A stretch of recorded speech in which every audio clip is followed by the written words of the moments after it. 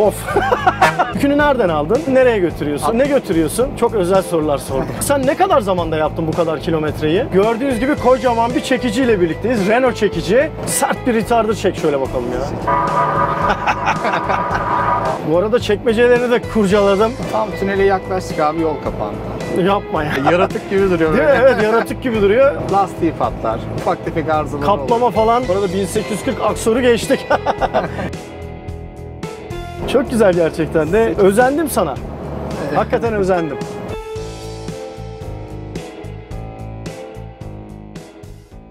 Arkadaşlar merhaba.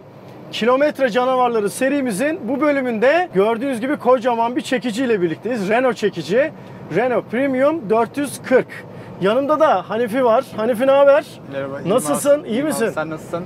Teşekkür ederim. Mükemmel bir çekicin var. Bayıldım. Çünkü pırıl pırıl böyle hiçbir şey eklenmemiş. Evet. Tam benim tarzım. Öyle abartılmamış. Her şey böyle orijinal haliyle duruyor. Evet. Kilometresi de 1,5 milyon arkadaşlar. Biliyorsunuz serimizin özelliği bu.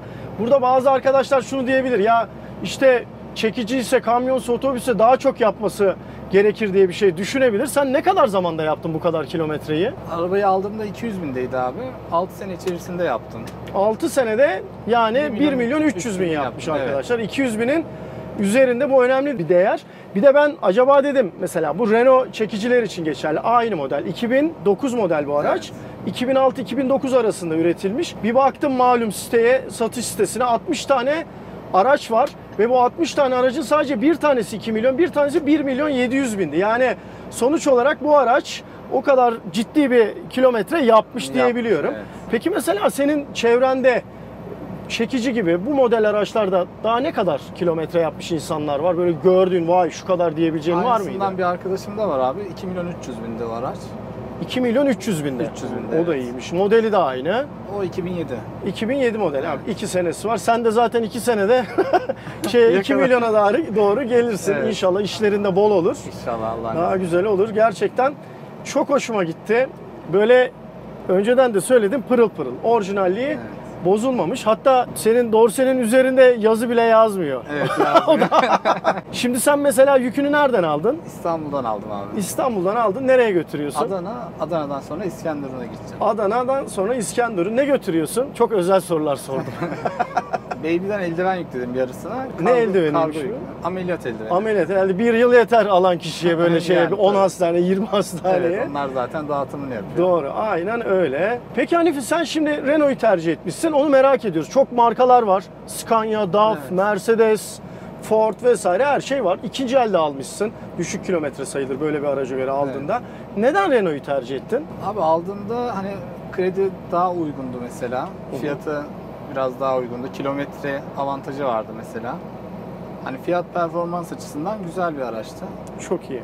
Peki kullandığın süre içerisinde böyle bu araçtan şikayet ettin mi? Ya keşke almasaydım dediğin oldu mu? Yoksa çok mutluyum, devam ederim bu arabayla mı diyorsun? Devam ederim gerçekten. Beğendin. Çok mutluyum, beğendim. Süper. Herhangi birini yolda bırakmadı bu kilometreye kadar. Yani çok ufak tefek şeylerden kaldım. Onları da kendim onarıp yoluma devam edebildim. O önemli bir şey. Peki mesela ağır bir şekilde bir revizyon geçirdi mi? Motoru 1,5 milyon kilometre. Şanzımanında, işte retarderında veya bir başka yerinde böyle bir şey oldu mu? Motoru orijinal, herhangi bir tamir görmedi. Süper. Sadece bir sefer enjektörlerini değiştirdim. Şanzımanımızı vitesten atması vardı. Onu komple revize ettirdim. ZF üretimi değil mi? Üretimi, Ne tip evet. bir şanzıman var peki? Yani şey olarak manuel. Manuel 4R4 seri buçuklu dediğimiz şanzıman var. Yani kaç ileri olmuş gibi oluyor? 16 ileri olmuş 16 oluyor. ileri. Evet. Bu arada çekici 4x2 arkadaşlar. Çekiş arkada. Tipik bir uzun yol çekicisi diyebiliriz. Bunların çift dingilleri de var. Çift Renault'da da ünlüleri var. Evet, Renault'da da var. Genelde ağır nakli için kullanılıyor abi, Evet. tonaj için. Sen ne kadar yükleyebiliyorsun mesela? Bu arabanın hani basar kendi ağırlığıyla beraber 42 tonu geçmemesi gerekiyor. Kendi ağırlığıyla birlikte Evet. 42 tonu geçmez. Yani Yasal şey bu şekilde. Evet. Arabamızın boşu 15 ton mesela. Yani 26,5-27 tona kadar atabiliriz yani. Anladım. Dorse boşken Yük yokken. dahil 15 ton. Evet. Çekicinin kendisi de o zaman tahmini herhalde 7,5. 10 ton civarı. 7,5, 7,5. evet. Yarısı dorse. Evet. Yarı Evet, yarıya. yarı yarıya aşağı yukarı, süper. Motorundan da bahsedeyim bu arada. Aracın motoru Volvo arkadaşlar. Volvo'nun 10.8 litre sıralı 6 silindirli turbo dizel motoru. Zaten isminden de belli, 440 PS Evet. gücü var. Torku da 2000 Nm Evet, civarı değil mi? Böyle bir motor, oldukça güçlü. Mesela motorunun Volvo olduğundan bahsettik. Evet. Kupası, içi Renault. Başka herhangi bir farklı bir parçası var mı bunun Yani mesela? şasisi, dingilleri, yani alt takımı komple Volvo abi bu arabanın yüreğine. Komple Volvo. Evet, sadece şanzımanları Volvo ile farklı. ZF. Evet, ZF. Mesela sen tabii yasal sınırların var ama belki müsaade ettiği yerlerde birazcık böyle basmışsındır. Öyle şeyler oldu mu? Ya oldu abi. 125'e kadar sınırlayıcısı var zaten. Hani onu çok rahat bir şekilde yapabiliyor aracınız. Güzel. Oraya kadar rahatlıkla çıkıyorsun. Çıkabiliyor evet. Sessiz bir şekilde de böyle yaylanarak gidiyoruz böyle. Kabin bunların mesela dikkat ediyorum. Hepsine vardır ama Renault'larda bir ayrım var. Böyle o sallanması Evet. sanki daha mı çok belli oluyordur? Nedir? Renault biraz daha konforlu abi. Yani süspansiyonu falan rahat bir araba. Süper. Normal araçlarında da yumuşak tercih ederler mesela koltuklarını, Evet. işte süspansiyonunu aynı şekilde bunda da öyle yapmışlar. Evet. Kornaların çok güzel. Bir çalabilir misin? Şöyle bakalım be. Az bir camı açabilir miyim? Daha güzel. Tabii ki de daha güzel olur. Of. Kornayı ayırabiliyoruz. Bu havalı kornaydı değil mi? O tepedeki. Tepedeki diğeri de havalı aslında ama O nasıl? Bir de onu duyalım bu bari. da orijinal kornası arabanın. Ha, o bayağı bunun 5'te 1'i falan ya. Evet. Bunlara izin var zaten. Var tabii Değil orijinal. mi? Sıkıntı Evet, yok. süper. Ama tabii şehir içine girdiğimizde çalarsak cezayı yeriz. Yersin doğru evet. Peki şimdi dedik yine Renault tercih ettin. Önünde de devam Renault gibi görünüyor. Mesela Mercedes'inkiler nasıl genellikle? Mercedes hani tabii model değişiyor ama bunun emsali olarak 1840 Axor var. Onlar çok sert arabalar. Hani sağlamlığına bir şey diyemem ama Sert diyorsun. tabii çok sert. Süspansiyonu falan kabin içinde sallana gidersin. Yani yol tutuşu falan bunun çok daha güzel ona bakarak. Daha güzel diyorsun. Beğendin evet. Benim görünümü de çok güzel. Kırmızı da çok yakışmış. Evet yakıştı ya. Tasarım da güzel. Bir de yeni Renault çekicilerin tasarımı da hoşuma gidiyor kamyonlar. Böyle Evet. kocaman bir farklı bir ön yapmışlar. Evet. Böyle höp diye atlayacak gibi duruyor falan. Çok güzel. Yaratık gibi duruyor Değil böyle. mi? Evet yaratık gibi duruyor. Artık sen belki ona geçersin. Ona nasip olur inşallah. İnşallah. İşlerin bol güzel gider. Bir de işte DAF, işte Scania, Ford vesaire rakiplerden bahsedelim. Onlar hakkında ne düşünüyorsun? Bizde bir 2012 DAF vardı abi. Hani DAF'tan çok memnun kalmadık açıkçası. Hani parçası aşırı pahalı. Manlar galiba sert oluyordu değil mi? Biraz kemikli oluyordu galiba. Manlar evet. Manlar öyle mi oluyordu? Yanlış Evet. bilmiyorum değil mi? Birinde konuşmuştum böyle bir şey almıştım hatırladığım kadarıyla. Ama Man'ın da motorları biraz sıkıntılı diyorlar. Tabii çok hakim olduğum bir konu değil ama Yok senin zaten duyduklarını aktarıyorsun. Evet. Sen Renault'cusun zaten belli burada. Peki Scania nasıl? yani popüler bir araba tutuluyor. Güzel bir araba ama hani ben çok ne bileyim düşünmediğim bir araba. Düşürmediğim bir araba. Evet sen bunu beğenmişsin. Bu arada 1840 Aksor'u geçtik. Gördüğün gibi daha demin bahsettiğimiz aracı Evet. geçtik. Şimdi bir dönüşteyiz. Dönüşlerde de ayrı bir güzel olur böyle Evet. bu ağır vasıtalarla geniş alınır, dönülür falan. Kullanması da çok keyifli bir araba abi bu. Hani hiç yormaz insanı. Mesela ben eskiden şu an gitmiyorum da Van'a gidiyordum. Erzurum, Iğdır, Kars. O bölgeye çok çalıştım ilk aldığım zamanlarda. Ben hiç yorulmazdım yani. Uykum gelmediği sürece bir sıkıntı yoktu yani. Gidebiliyordum. Yormuyor yani. Evet, Ben de şimdi yormuyor. kısa bir sürede bir 50-60 kilometre deneyeceğiz arkadaşlar. Ama çok zevkli tabii. Şimdi büyük araç farklı bir şey. Ne kadar böyle lüks bir araçta olursanız olun hiçbir şekilde böyle yüksek, büyük bu tipteki araçların konforunu vermiyor. Vermiyor kesin. Hiçbir araçta, bindiğim en lüks araçta bile bunu hissetmedim. Onu açıkça söyleyeyim. O yüzden ağır vasıta böyle kaptanları hakikaten şanslı aslında. Evet. Onu da söylemekte fayda var. Şimdi zaten keyif olarak yapıyorum abi. Seviyorum işimi de. Tabii biraz zor, yorucu ama güzel yani. Hoşuma gidiyor. Arabam da hoşuma gidiyor. İşim de hoşuma gidiyor. Çok güzel. Hatta biz şimdi mesela Amerika'da bir tır garajı çekmiştik. Evet, İzlemişsindir biliyorum. belki. Orada insanlar dediler ki ya şununla uzun yola çıkacaksın. Burunlu tırlar böyle Evet. kocaman. Peterbilt, işte Kenworth vesaire. Evet, Mate. Freightliner böyle farklı tırlar. Onlar da çok güzeldi. Sende böyle hiç deneyimin var mı uzun burunlu tır? Yok, hiç mesela? yok abi. Türkiye'de tabii bunlar çok az. Şov amaçlı var birkaç tane. Şov amaç var. Zaten bizim ülkemizde onlar kullanılmaz yani. Kullanılamaz. Aslında nedenlerini de ben açıklayayım. Çok sordular. Evet. Şöyle ki şimdi uzun burunlu tırlarda motor tabii önde. Bunlar da altta. Neden? İşte biz Avrupa içerisinde bir ülkeyiz biliyorsunuz ve bizim de öyle çok geniş sokaklarımız vesairelerimiz yok Avrupa'daki gibi. Doğal olarak ona uygun tasarımlar yapılıyor. Amerika'da, işte Avustralya'da, Rusya'da böyle arazi çok geniş, yollar çok uzun, konaklamalar vesaireler gerekiyor. İşte girdikleri yerler genelde geniş bulvarlara sahip yerler. O yüzden de böyle tasaları yok. Uzun burunlu yapıyorlar. Arkada kabin daha fazla kalıyor, yaşam alanı daha fazla kalıyor. İşte bu sayede işte yatmalar vesaire o dediğimiz yerlerde aynen bildiğiniz gibi oturma odası, yatak odası gibi oluyor arkadaşlar. İşte ondan dolayı yani bölgesel ve coğrafi farklardan dolayı bu şekilde uzun burunlu tercih ediliyor bazı bölgelerde. Ülkemizde ise gördüğümüz gibi işte kesik burunlu bildiğimiz tip şeyler. Bunlarda motora müdahale de o kadar çok kolay olmuyor tabii değil mi? Mesela sen kupayı açtığın zaman kabine binebiliyor musun? Öyle bir şeyin var mı? Kabin eğimli duruyorsun. çok yani çok zor abi. Zor. Zor evet. Onda öyle bir olay yok mesela. Tabii. Adam geliyor zaten genelde böyle hafif bir malzemeden Evet, yapıyorlar. çok rahat bir şekilde açabiliyor. Orada bizim çektiğimiz videoda hop diye açıvermişti kocaman Evet. motoru mesela. O da öyle bir durum. Yani bakımı vesairesi onların tabii daha kolay değil mi genel Tabii. olarak? Sen de retarder mı diyorsun, retarder mı diyorsun? Retardar diyorum ben. Retarder diyorsun değil mi? Aslında o retardan geliyor biliyorsun. Retarder İngilizcesi arkadaşlar. Evet. Çok böyle bu konuda eleştiren uzun yolda böyle tecrübeli arkadaşlar var. Ben İngilizcesini söylemeyi tercih ediyorum. Ama retarder diyenlere de eyvallahtır. Onda da bir sıkıntı yok. Retardan geliyor zaten. Evet. Egzoz freni de var değil mi araçta? Egzoz frenimiz de Ha, var. süper. Yani birincil frenlerimiz bildiğimiz, bastığımız işte disk ve balatalar. Evet. İkincil fren Egzoz freni var, motor freni var. yani 4 tane o zaman senin Evet. farklı frenin var. Evet. Sert bir retarder çek şöyle bakalım ya. Çekelim biraz hızlanalım abi. Olur. Rampa aşağı hızlanıyoruz. Turbo sesi geliyor. Aynen. Bak, turbo vızıltısı. Aynen. Geldi.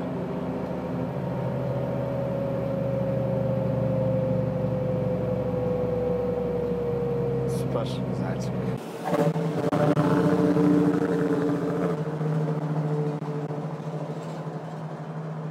Şimdi sende bir de böyle bir modifiyeli bir egzoz vardı değil mi? Evet. Bir Varex tarzı bir şey mi vardı? Bir Evet. hafif bir camı açıp dinleyelim mi? Tabii abi. Merak ettim.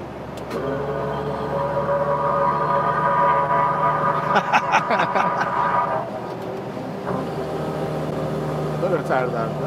Retarder girdi.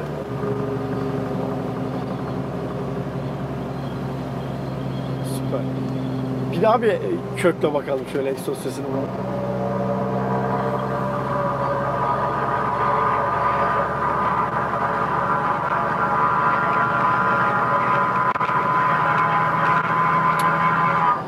Çok güzel olmuş ya. Süper.